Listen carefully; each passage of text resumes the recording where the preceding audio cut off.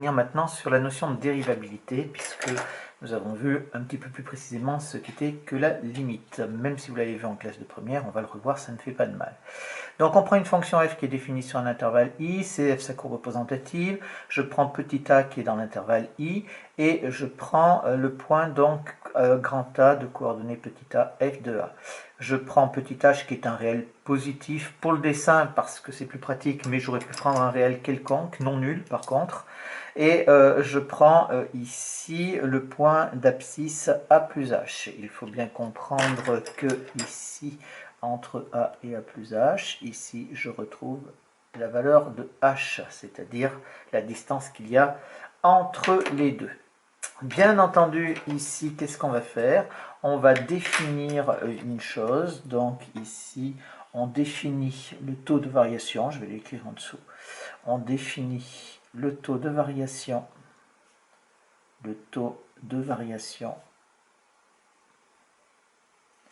De la fonction f entre a et a plus h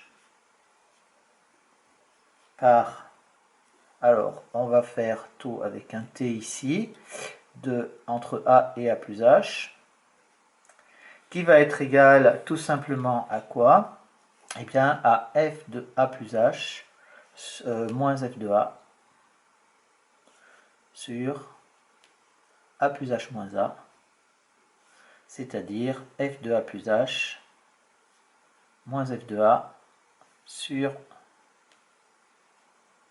h. Ici, c'est quoi? C'est le coefficient directeur,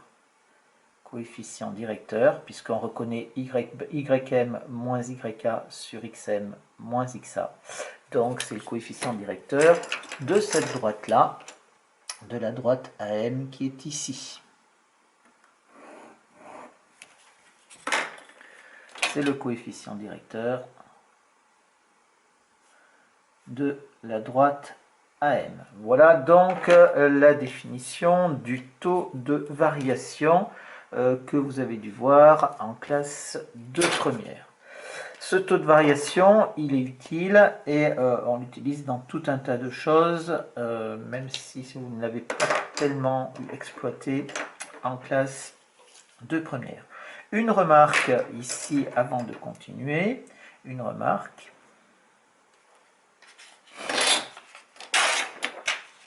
Une remarque ici, c'est que si je change un petit peu au lieu de prendre a plus h, en prenant ici, x est égal à plus h, on obtient, alors ici ça c'est équivalent à dire que h est égal à x moins a, on obtient donc le taux de variation entre a et a plus h de la fonction f est égal au taux de variation, alors entre a, je vais dire entre a ici et a plus h, c'est-à-dire et x, qui va être égal à f de a plus h, donc ça nous fait f de x, moins f de a sur x moins a. C'est normal, hein, on le retrouve ici, c'est-à-dire que ici, je dirais que c'est égal à x ici, et là, du coup, j'obtiendrai est égal à f de x. Donc, ça nous ferait f de x moins f de a sur x moins a. Voilà pour mon taux de variation. Alors, bien entendu, maintenant, qu'est-ce que je vais faire? Eh bien, je vais faire rapprocher le point M du point A, c'est-à-dire que je vais prendre des valeurs de H ici de plus en plus proches de 0, c'est-à-dire de plus en plus petites, de façon à ce que A et A plus H soient très proches l'un de l'autre, et le point M va se rapprocher du point A, et on va voir que la droite AM va venir se confondre avec la tangente. Donc, on va dire que lorsque h tend vers 0, alors ici je pourrais dire où x tend vers a, c'est exactement la même chose, alors m se rapproche de a. Et la tangente à m vient progressivement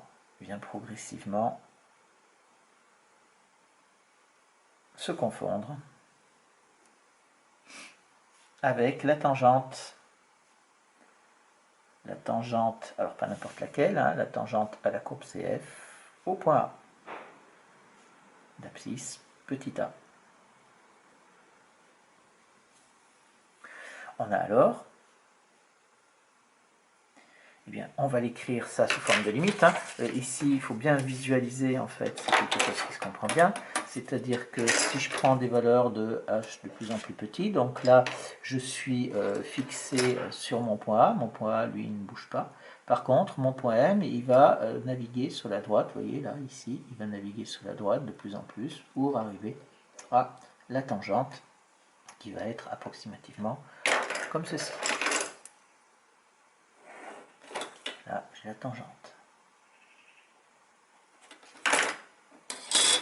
Alors, je vais pouvoir écrire maintenant ici avec la limite. Je vais pouvoir dire que la limite, lorsque h tend vers 0, c'est-à-dire quand h prend des valeurs de plus en plus proches de 0, de f de a plus h moins f de a plus h moins f de a sur h, ça c'est donc mon taux de variation, qui va être égal au coefficient directeur de la tangente. Attention toutefois, la tangente, à condition que pour qu'il y ait un coefficient directeur, on est bien d'accord qu'il faut que la tangente ne soit pas verticale, puisque je rappelle que les droites verticales n'ont pas de coefficient directeur. Donc ici, si elle n'est pas verticale.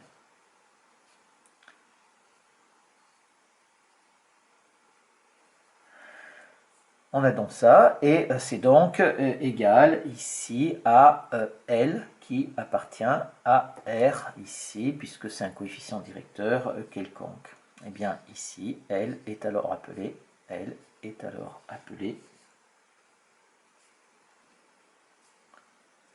le nombre dérivé de la fonction f en A, et on dit que f est dérivable en A. Alors on va donner la définition un petit peu plus précise. Ici, attention, je l'ai fait avec le taux de variation f de a plus h moins f de a. Ici, on remarque, c'est pareil, on a la limite lorsque x tend vers a de f de x moins f de a sur x moins a, qui est égal à L également. Donc voilà pour cette première approche graphique, et maintenant on va donner la définition de la dérivabilité qui va faire la synthèse un petit peu de tout ça. Donc définition.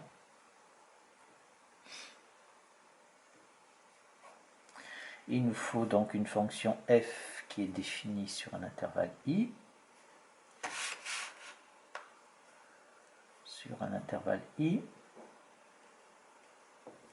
Il nous faut a appartenant à i.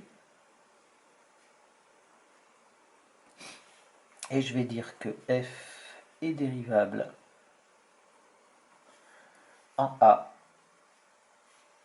si et seulement si l'une des deux propositions suivantes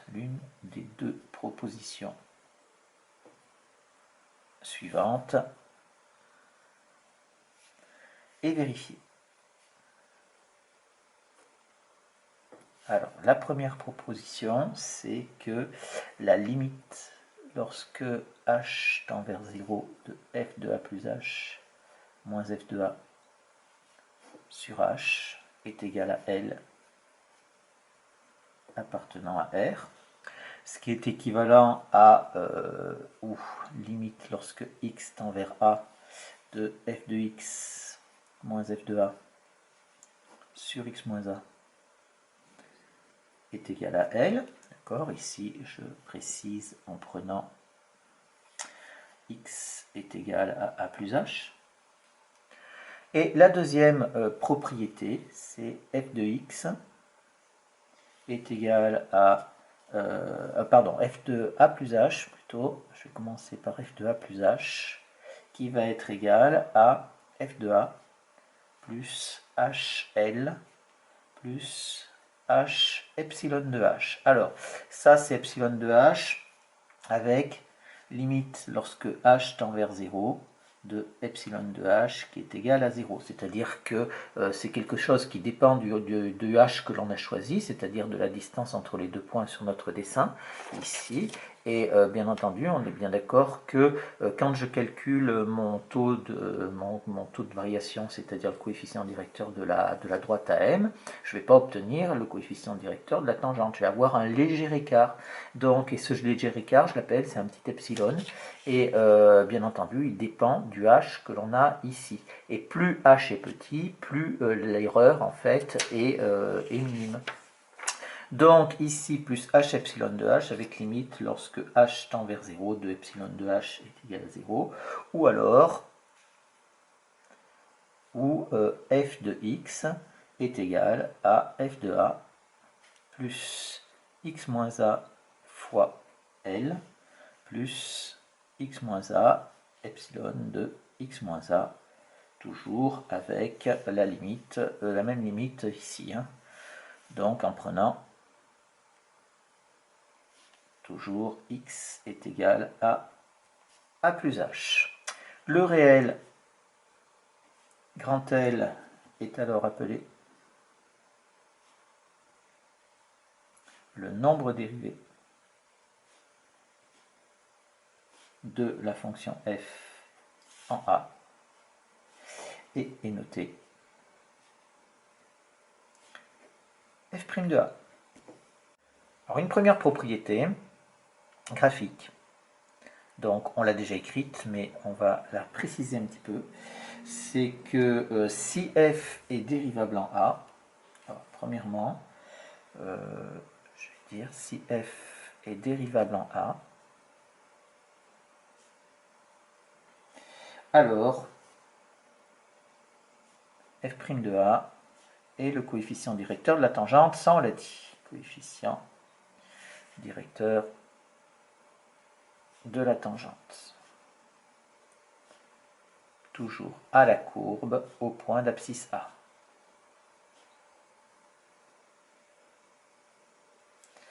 Et la deuxième chose, c'est que si la limite du taux de variation, c'est-à-dire si j'ai limite lorsque h tend vers 0 de f de a plus h moins f de a sur h est égal à plus l'infini ou à moins l'infini, alors on tombe sur quelque chose qui n'est pas un nombre, donc ce n'est pas un coefficient de tangente, mais ça correspond ici, vous savez bien que pour une droite, eh bien, quand elle devient de plus en plus comme ça, le coefficient directeur augmente. Et donc on peut considérer qu'une droite verticale, ça serait une droite qui a un coefficient directeur infini. Et donc ici, si on a ça, alors déjà, la fonction f n'est pas dérivable en a. Ça, c'est la chose qu'il ne faut pas oublier, hein, n'est pas dérivable en a. Et la courbe CF admet une tangente verticale, admet une tangente verticale au point d'abscisse A.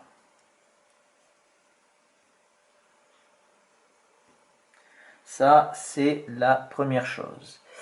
Maintenant, un petit peu de vocabulaire avant de continuer. Remarque. Alors, quand on a cette chose-là, là, ici, je vais le compléter, f de a plus h, on a dit ici, qui est égal à ça. Eh bien, cette propriété 2, là, de la définition, on appelle ça le développement limité à l'ordre 1 de la fonction continue. Remarque, la propriété 2, la proposition 2 de la définition est appelée le développement limité. Alors ça, c'est pas trop au programme, mais je vais vous expliquer pourquoi. Pourquoi je vous en parle. Développement limité à l'ordre 1 de la fonction f au voisinage de a.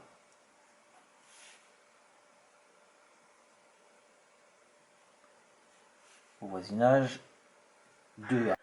Et si on le réécrit ici avec f' de a, donc on avait f de x qui est égal à f de a plus x moins a fois L plus x moins a epsilon de x moins a.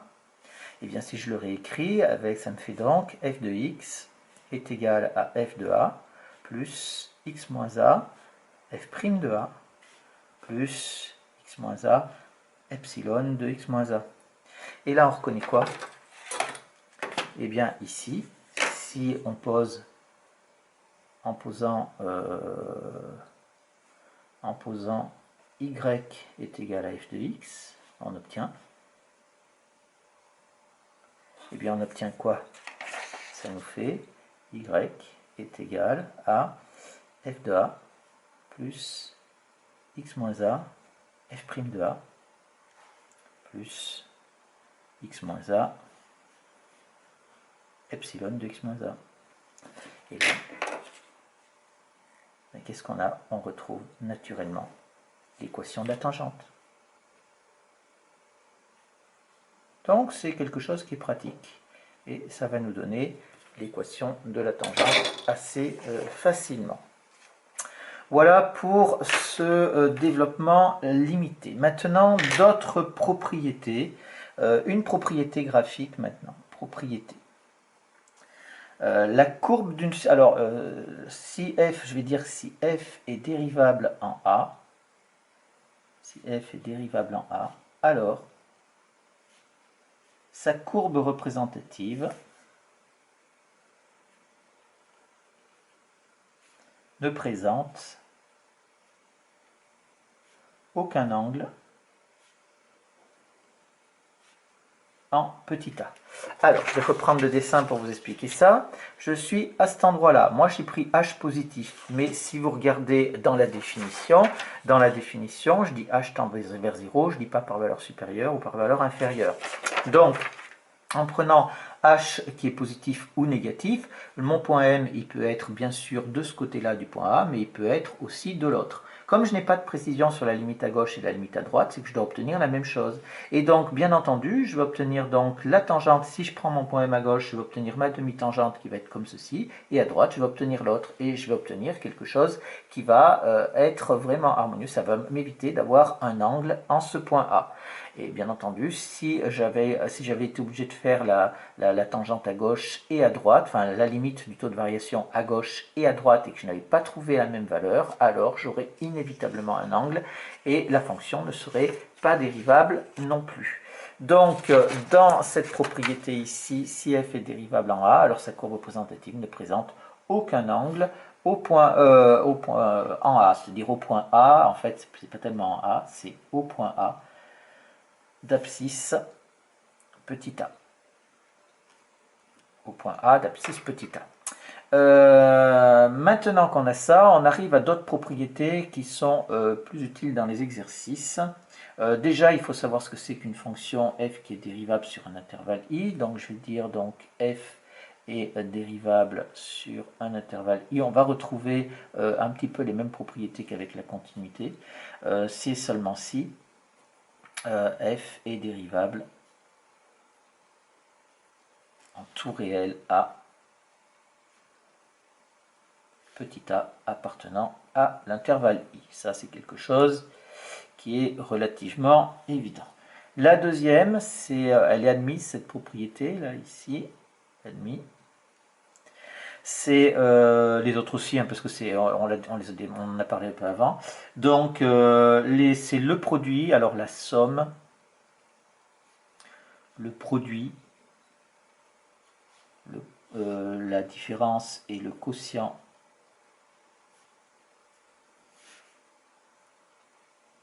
de deux fonctions. Alors, le quotient à dénominateur non nul, bien sûr.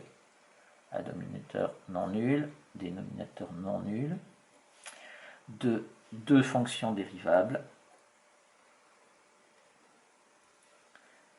Dérivable, alors ici, on va dire sur un intervalle i, et dérivable sur l'intervalle i. Donc voilà comment est-ce qu'on justifiera ça pour la dérivabilité. Une dernière propriété, et celle-là elle est très très importante parce qu'elle va nous être utile. Propriété, c'est que si f est dérivable en A, alors elle est continue. Continue en petit a. Et ici, je précise, attention, la réciproque est fausse. On donnera un exemple. Alors, on va faire ici la démonstration pour celle-là parce qu'elle est importante. Donc, démonstration.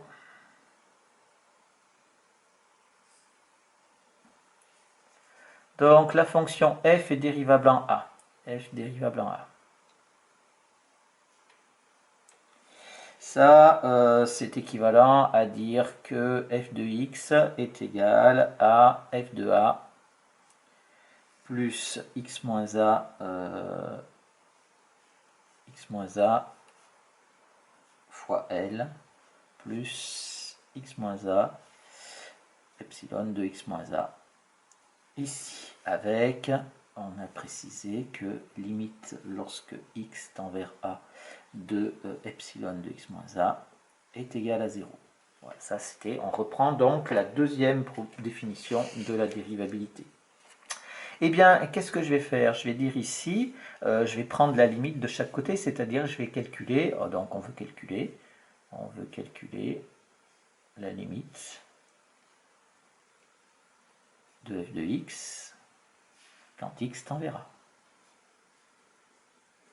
Donc, ici, je vais faire la limite de tout ça. Alors ça, on sait que ça tend vers 0, x moins a tend vers 0, donc je vais dire quand x tend vers a, alors, qu'est-ce qu'on a? Eh bien, on a x moins a qui tend vers 0, j'ai epsilon de x moins a qui tend vers 0, j'ai pas que ça, et je vais donc avoir que x moins a fois L qui va tendre vers 0, puisque x moins a tend vers 0, et L, c'est un nombre, c'est le nombre dérivé, donc c'est un nombre réel fixe. Et donc, je vais pouvoir dire, donc, limite, lorsque x tend vers a de f de x est égal, eh bien il va me rester f de a plus 0, plus 0, plus 0, donc il me reste donc f de a tout seul. Voilà donc pourquoi, et on retombe ici sur la... c'est équivalent à dire que f est continu en A, la définition de la continuité. Voilà. Attention, ici, donc je vais reprendre mon exemple, contre-exemple. Eh bien, je vais prendre tout simplement la fonction valeur absolue. La fonction valeur absolue. La fonction valeur absolue, elle est vue normalement en classe de seconde. Donc la fonction valeur absolue, elle est faite comme ceci, et la courbe représentative de la fonction absolue, de la fonction valeur absolue, pardon, est comme ceci.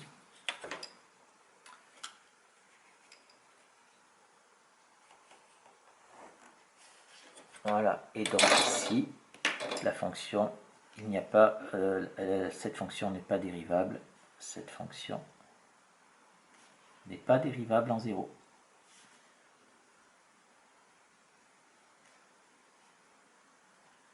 Parce qu'ici, quand je prends 0, eh bien, je vais faire la limite du taux de variation à droite, je vais obtenir 1, et la limite du taux de variation à gauche, je vais obtenir moins 1.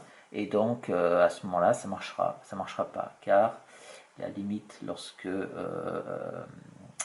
h tend vers 0 par valeur supérieure de f de 0 plus h moins f de 0 sur h égale 1, et la limite lorsque h tend vers 0, alors je vais mettre 0 moins parce que j'ai pas la place ici, de f de 0 plus h moins f de 0 sur h est égal à moins 1. Et là, je n'ai pas la dérivabilité puisque je n'obtiens pas le même résultat en limite à gauche et en limite à droite.